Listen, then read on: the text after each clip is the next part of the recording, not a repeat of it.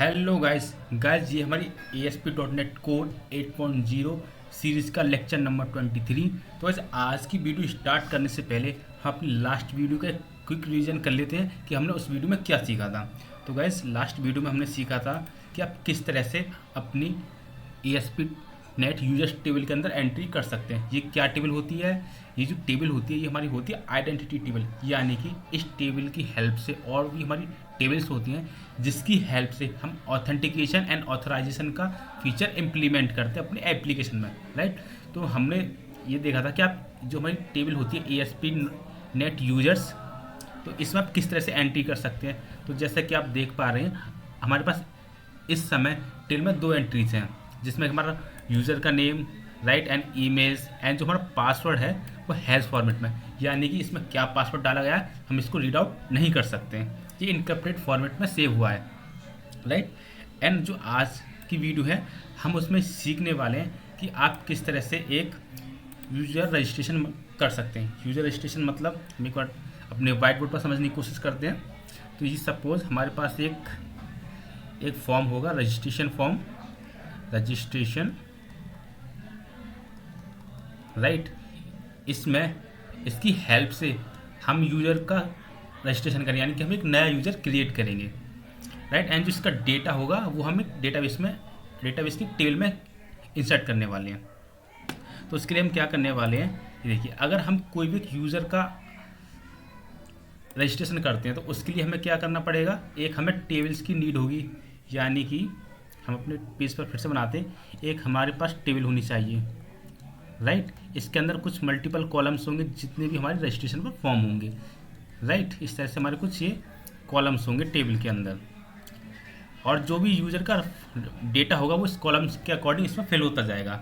जैसे कि उसका नेम हो गया, फ़ोन नंबर हो गया, एंड ईमेल, राइट, एंड उसकी डेट ऑफ बर्थ etc, यानी कि उसकी कुछ मल्टीपल इन्फॉर्मेशन यहाँ पर हम स्टोर कराने वाले हैं। इसके लिए हमारे पास क्या तरीका है, या तो हम अपनी जो टेबल थी, कौन सी, .NET यूजर्स, इस टेबल के अंदर और भी कॉलम ऐड करते चलें, यानी कि जो हमारी टेबल है आइडेंटिटी की हेल्प से जो हमने क्रिएट की थी टेबल, इसमें हम और भी कॉलम्स ऐड करते चलें। यानी सपोज कीजिए इस टाइम इस टेबल में हमारे पास सपोज 10 कॉलम्स हैं, राइट, कॉलम्स हैं, राइट, सपोज कीजिए।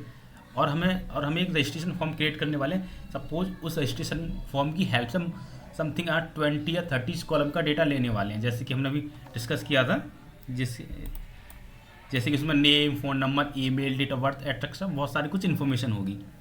या तो हम अपना इसके अंदर कॉलम ऐड करते जाएँ। सपोज हमारे पास सपोज ये 10 कॉलम एक्स्ट्रा है रजिस्ट्रेशन के लिए, तो 10 ये कर दें हम कॉलम्स, राइट, एंड 20 कॉलम्स हो गए हमारे पास।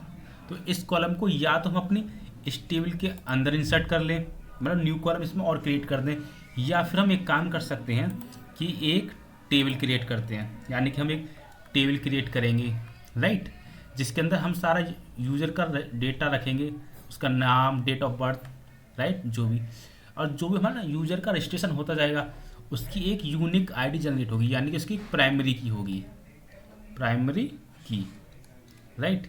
एंड हम क्या करेंगे, जो हमारी प्राइमरी की जनरेट होगी इस की को हम अपनी जो कि हमारी टेबल है कौन सी, ASP.NET यूजर्स, ASP.NET यूजर्स, इसके अंदर हम एक कॉलम ऐड कर लेंगे, कॉलम, राइट, जिसका नाम रखेंगे हम FK रजिस्ट्रेशन आईडी, और इसका जो भी वैल्यू होगा हम यहाँ सेव करते चलेंगे अपना। इससे क्या होगा कि इन दोनों टेबल के बीच में एक रिलेशन बन जाएगा। जब भी हमें इसकी नीड पड़ेगी हम दोनों का जॉइंट्स लगा के डेटा गेट कर सकते हैं। हम वो प्रैक्टिकल करने वाले हैं, तो प्रैक्टिकल में वो थोड़ा अच्छे से समझ में आएगा। तो हम चलते हैं अपनी कोड की तरफ। तो सबसे पहले आपको क्या करना है, ये तो सारा वो कोड है जो हम लास्ट वीडियो में कंप्लीट कर चुके हैं। एंड आपने अगर अभी तक उस वीडियो को नहीं देखा है तो पहले आप उसको वॉच आउट कर लीजिए, देन इसके बाद आप इस वीडियो कंटिन्यू कर सकते हैं, क्योंकि अगर आप डायरेक्ट इस वीडियो को देखेंगे तो ये आपकी काफ़ी प्रॉब्लम करेगी, जिससे कि आपको काफ़ी समझ में कोड नहीं आएगा। तो मेरा सजेशन यही रहेगा कि आप अपनी पहले वाली इस वीडियो को कंप्लीट कर लीजिए, राइट। तो सबसे पहले हम ये सीखते हैं कि मॉडल कैसे क्रिएट करते हैं वो हम ऑलरेडी सीख चुके हैं, फिर भी हम एक बार इसमें क्विक रिव्यू कर लेते हैं। तो सबसे पहले जो भी हमारे मॉडल्स हैं वो कहाँ पर बने हुए हैं, डेटा के अंदर, राइट। यानी कि जो भी हमें फॉर्म क्रिएट करना होता है उसके रिगार्डिंग हमें एक मॉडल क्रिएट करना होता है, जो कि हम यहाँ पर क्रिएट करते हैं। तो यहाँ पर हम एक जल्दी से मॉडल क्रिएट कर लेते हैं, जिसका नाम रखते हैं हम रजिस्ट्रेशन, राइट। क्या नाम रखते हैं, रजिस्ट्रेशन, यानी कि user registration, user registration the add. Okay okay, इसके लिए हमने प्रॉपर्टीज अपने दूसरे सॉल्यूशन में बना रखी हैं, तो हम वहाँ से इसको फटाफट से कॉपी कर लेते हैं। तो इस सॉल्यूशन में हम ओपन कर लिया इसको, दैन के इसकी हम डेफिनेशन पर जाते हैं। ओके, ये सारी जो प्रॉपर्टीज़ हैं हमने इसको ऑलरेडी एक सॉल्यूशन बना रखा है, तो हम ये सारी यहाँ से कॉपी पेस्ट कर लेते हैं। ओके, तो हम सबसे पहले इसको कॉपी कर लेते हैं, एंड देन अपने सॉल्यूशन में जाके इसको पेस्ट कर देते हैं, सिंपल, राइट। और यहाँ पर हम कुछ एरर हैं, इसको ठीक कर लेते हैं। ओके, ये ऑटोमेटिक हो चुकी हैं ठीक। तो गाइस हमने क्या किया देखिए, थोड़ा इसको हम समझ लेते हैं। ये हमारी कुछ प्रॉपर्टीज़ बनी हुई हैं, PK ID, full name, email, mobile number, gender, right. ये सिंपल हमने प्रॉपर्टीज़ क्रिएट की हैं, राइट। एंड रिक्वायर्ड कीवर्ड की हेल्प से हमने इसको मैंडेटरी मेंशन कर दिया है, एंड की हेल्प से हमने बता दिया कि जो हमारी प्रॉपर्टीज़ है पीके एडमिन रजिस्ट्रेशन आईडी, ये हमारी प्राइमरी की रहने वाली है। तो हम इसका रख लेते हैं एडमिन की जगह user registration ID, right. Okay, तो अभी हम क्या करें, सिंपल सा एक मॉडल क्रिएट कर लिया। अब इस मॉडल की हेल्प से हम क्या करते हैं, अपनी टेबल क्रिएट करते हैं। लेकिन उससे पहले हमें क्या करना होता है, तो हमें चलना होता है अपनी डीवी कंटेक्स्ट क्लास के अंदर। हम ओपन कर लेते हैं डीवी कंटेक्स्ट क्लास। वैसे आपको याद होगा, जब भी हम कोई टेबल्स क्रिएट करते हैं तो हमें उसके लिए क्या करना होता है, अपनी एप्लीकेशन डीवी कंटेक्स्ट के अंदर डीवी सेट की हेल्प से हम अपना टेबल क्रिएट करते हैं। तो यहाँ पर हम टाइप कर लेते हैं पब्लिक डीवी सेट एंड अपनी मॉडल का नाम, जो कि हमारा user registration and okay, and जो हमारे टेबल का नाम क्या होने वाला है, user registration, right. And get set, simple, right. Okay, अब हम माइग्रेशन की हेल्प से टेबल क्रिएट करते हैं। पहले हम अपने डेटाबेस में चेक कर लेते हैं हमारे पास इस नाम से कोई टेबल अवेलेबल तो नहीं है। मैं आपको पहले दिखा देता हूँ, ये देखिए टेबल्स के अंदर हम गए। गाइस आप ये देख सकते हैं यहाँ पर हमारे पास रजिस्ट्रेशन नाम से कोई भी टेबल अभी तक क्रिएट नहीं है, तो हम फटाफट से इसको क्रिएट कर लेते हैं। तो अब जाते हैं टूल्स में, then NuGet package manager, console, और टेबल्स को ऐड करने के पास हमारे पास माइग्रेशन की क्या कमांड होती हैं। तो पहले तो हम इसको क्लियर कर लेते हैं, क्लियर कमांड से, राइट। कमांड होती है क्रिएट करने के लिए ऐड माइनस माइग्रेशन ऐड। अब माइग्रेशन का नाम लिख सकते हैं हम add user registration table, right, then enter.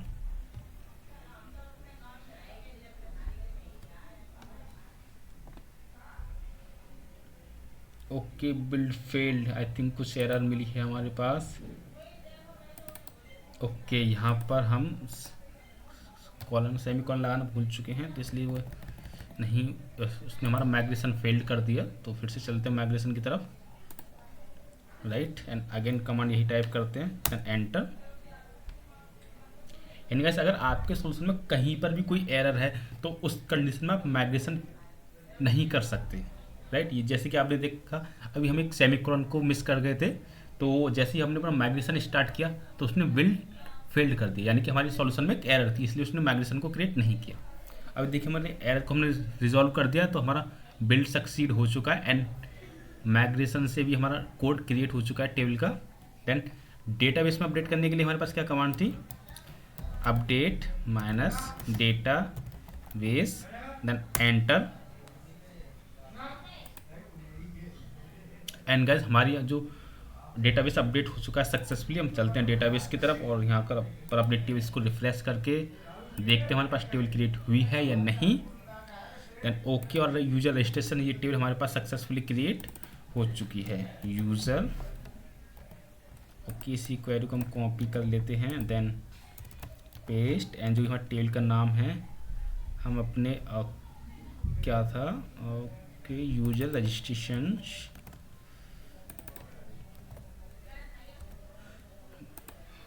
Execute, okay ये नहीं था, कुछ और लिया था, तो डीबी कंटेक्स्ट की हेल्प से हम लेकर लेते हैं यूजर रजिस्ट्रेशन,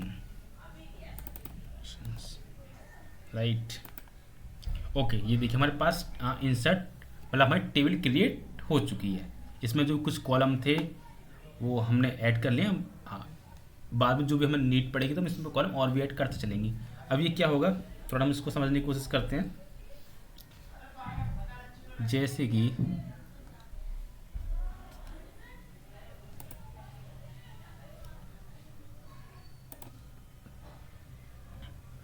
में कलर ले लेते हैं पहले तो। ओके, जैसे कि हमारी जो टेबल है इसमें हमारे पास एक पी के कॉलम है, पी के यूजर रजिस्ट्रेशन आईडी, राइट। अब इस टेबल की जो पी के है हम अपनी इस टेबल में एक कॉलम ऐड करेंगे, यानी जो हमारा एक कॉलम होगा जिसका नाम हम कुछ रखेंगे लाइक ऐसे एफ के यूज़र REG इंट, राइट। ये क्या होगा, यानी कि ये हमारा एक इसमें फॉरेन की का रिलेशन लग जाएगा। और जब भी हमें नीड होगी, यानी कुछ भी ऐसा ऑपरेशन परफॉर्म करने की जिसमें हमें दोनों टेबल का डेटा एक्सेस करना हो, वो हमें नीड आगे पड़ेगी, हम बताएंगे वो क्या नीड है। तो हम इन दोनों का इस कॉलम की हेल्प से और इस कॉलम की हेल्प से जॉइन लगाकर अपना डेटा गेट कर लेंगे, राइट। तो हम क्या करते हैं, अब जो हमारी टेबल थी कौन सी वाली, ASP नेट, जो कि हमने क्रिएट की थी आइडेंटिटी की हेल्प से। तो अब हम क्या करते हैं, इसमें कॉलम को ऐड करते हैं। किस तरह से ऐड करते हैं वो हम अब सीखने वाले हैं। तो है उसके लिए क्या करता है, पहले तो अपने जो हमारा फोल्डर है, कौन सा फोल्डर, डेटा, जिसके अंदर हमारे सारे मॉडल्स क्लास बनी हुई है। तो इसके अंदर हम पहले एक फोल्डर क्रिएट कर लेते हैं, न्यू फोल्डर। इसके लिखते हम यूजर आइडेंटिटी मॉडल, यानी ये हमारा अपना फोल्डर का नाम क्रिएट कर लिया। आप अपने अकॉर्डिंग कुछ भी रख सकते हैं, तो मैंने कुछ इस तरह से लिखा है। एंड देन इसके अंदर में क्लास ऐड करते हैं। वो क्या क्लास होगी, तो इसका नाम रख लेते हैं हम user registration, REGISTRA registration identity, right. Simple इतना करके हम एक, आप अपने अकॉर्डिंग कुछ भी रख लीजिए, फिलहाल हम यूज़र रजिस्ट्रेशन आइडेंटिटी रख लेते हैं। Okay simple. अब हमारे पास क्या है, क्लास क्रिएट होगी। तो सबसे पहले हम क्या करते हैं, एक प्रॉपर्टीज़ बनाते हैं। किस टाइप की प्रॉपर्टीज़ बनाने वाले हैं हम, पब्लिक के हम बनाने वाले हैं यूजर रजिस्ट्रेशन। अभी तक हमने एक मॉडल क्लास हमने जो क्रिएट की थी यूजर रजिस्ट्रेशन, हम ये क्यों बनाने वाले हैं अभी इसको समझेंगे। पहले हम इसको क्रिएट कर लेते हैं। इसका नाम रखते हैं user registration, right. Okay, then column और हैं F K user REID get set, right. तो गाइस ये हमने क्या किया, इस क्लास के अंदर दो प्रॉपर्टीज अपनी डिफाइन की। फर्स्ट एक यूजर रजिस्ट्रेशन, यानी कि जो मॉडल क्लास है हमने उसका एक प्रॉपर्टीज बना ली। एंड देन एक हमने एक नाम रख लिया कॉलम का, सॉरी ये प्रॉपर्टीज कहेंगे फिलहाल के लिए से भी, F K user REG ID। अगर हमें इस टेबल को यानी कि हमें इस कॉलम को अगर फॉरेन की बनाना है तो किस तरह से बनाएंगे, FOR की, इस डेटा एनोटेशन की हेल्प से, राइट। एंड यहाँ पर हम इसके अंदर पास कर देंगे डबल कोड के अंदर, सॉरी ये क्या अपन हो कैसने, इसके अंदर हम पास कर देंगे अपना यूजर रजिस्ट्रेशन, सिंपल। एंड इसको हम रिक्वायर्ड नहीं रखते, तो हमने क्या किया, इस कॉलम को एक एज अ फॉरेन की बना दिया, किसका, यूजर रजिस्ट्रेशन का। अगर हम इस क्लास के अंदर इनहेरिट करते हैं अपनी आइडेंटिटी यूजर्स को, आइडेंटिटी यूजर क्लास क्या है ये हम अपनी लास्ट वीडियो में डिस्कस कर चुके हैं, लेकिन फिर भी इसका एक मैं क्विक रिव्यू दे देता, आपको ओवरव्यू दे देता हूँ। जो हमारी आइडेंटिटी यूजर क्लास है, अगर आप इसकी डेफिनेशन पर जाएंगे तो यहाँ पर आपको काफ़ी सारी प्रॉपर्टीज़ एंड फंक्शंस देखने को मिलेंगे। ये प्रॉपर्टीज़ वही सारी प्रॉपर्टीज़ हैं जो कि हमारी ASP.NET यूजर टेबल्स के जो कॉलम बने हुए हैं, user name, email, email confirmed, password has, ये जितनी प्रॉपर्टीज़ हैं वो इस क्लास के अंदर डिफाइन है। यानी कि ये जो हमारी क्लास बनी हुई है, जो टेबल्स बनी हुई है वो इस मॉडल के बेस पर बनी हुई है, राइट। अभी हम क्या कर रहे थे, अब हमने क्या किया, अपनी इस आइडेंटिटी यूजर क्लास को इनहेरिट कर लिया अपनी यूजर रजिस्ट्रेशन आइडेंटिटी क्लास के अंदर। यानी कि इस क्लास की, थोड़ा पहले व्हाइट बोर्ड पर चलते हैं, वहाँ समझने की कोशिश करते हैं।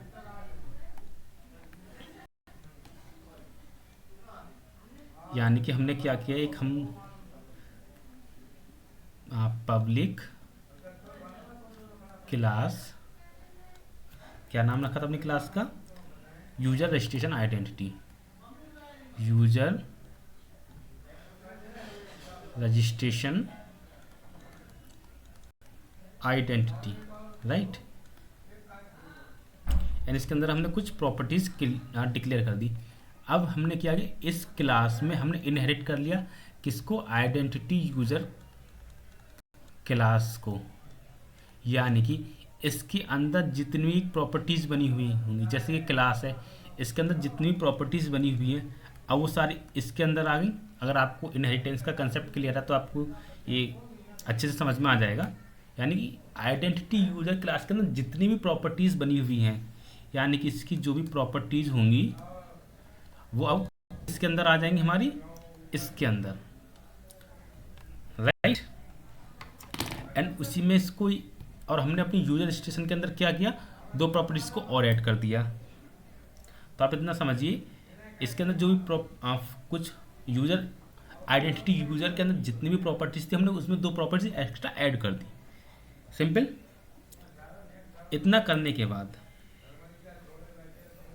अब आपको क्या करना, आपको जाना अपनी DB कंटेक्स्ट क्लास के अंदर, एप्लीकेशन DB कंटेक्स्ट, राइट।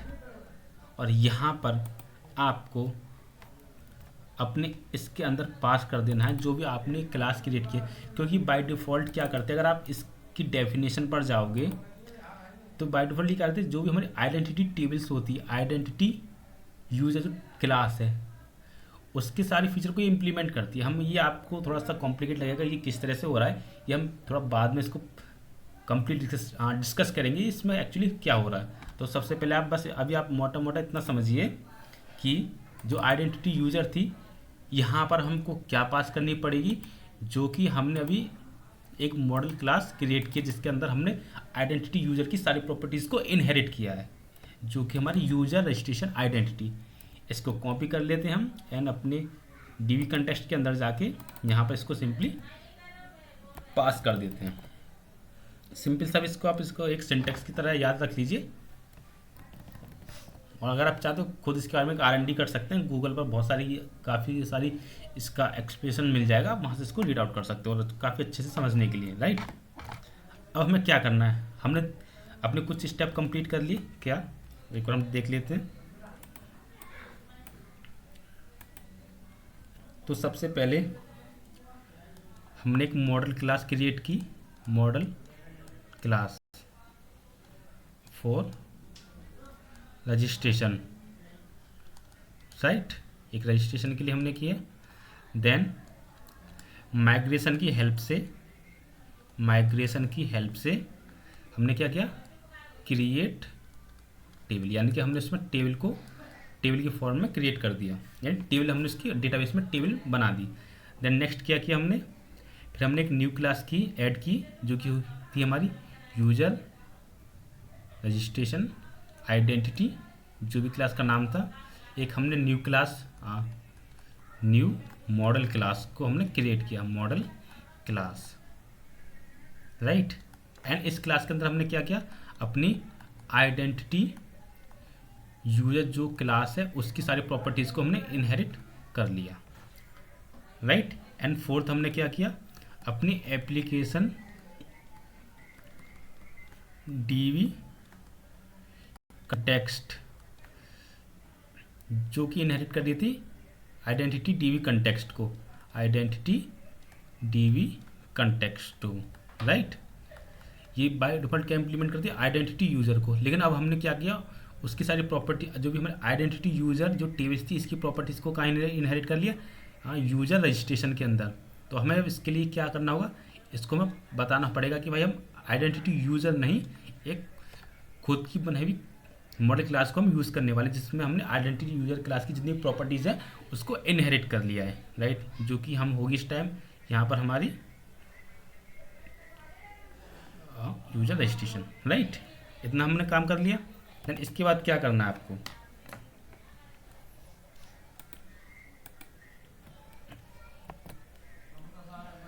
अब आपको जाना है program.cs फाइल के अंदर, ओके। यानी कि अगर हम इस क्लास अपनी program.cs फाइल के अंदर आते हैं तो यहाँ पर हमने एक कोड लिखा था builder.service.identity यूजर, राइट। मैं इसको एक बार हाईलाइट कर देता हूँ। हमने क्या कोड लिखा था, इस कोड को हमने टाइप लिखा था कि थोड़ा कलर गड़बड़ है, ओके, राइट, गुड। इस लाइन को हमने ऐड किया था, राइट। अब हम इस लाइन को थोड़ा अपडेट करेंगे, इसमें कुछ चेंजेस करने वाले।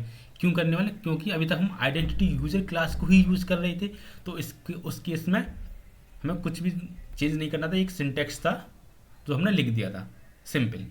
चलो आप इसको इतना समझिए, अगर हम इस लाइन को कॉपी कर लें एंड इसको हम कमेंट कर देते हैं, ताकि आपको ये जब भी आप इस लेक्चर को देखो तो आपको याद रहे हमने क्या किया था, राइट। इस आइडेंटिटी यूज़र क्लास की जगह हम क्या क्लास यूज़ कर रहे हैं, यूज़र रजिस्ट्रेशन आइडेंटिटी, यानी कि सारी प्रॉपर्टी इसके अंदर है। तो हमारी मेन क्लास कौन सी भी, यूज़र रजिस्ट्रेशन आइडेंटिटी। इसको हम कॉपी करके अगर यहाँ पर पेस्ट करना, सिंपल इतना करना बस, और कुछ एक्स्ट्रा ऐड भी नहीं करना इसमें, ओके। नेक्स्ट काम हमारा कंप्लीट हो गया। अब क्या करते हैं, हम अपनी पहले एक बार टेबल्स में चेक कर लेते हैं। अभी देखिए इस टेबल में हमारे पास इस तरह का कोई भी कॉलम अवेलेबल नहीं है। कौन सा कॉलम, जो कि हमारा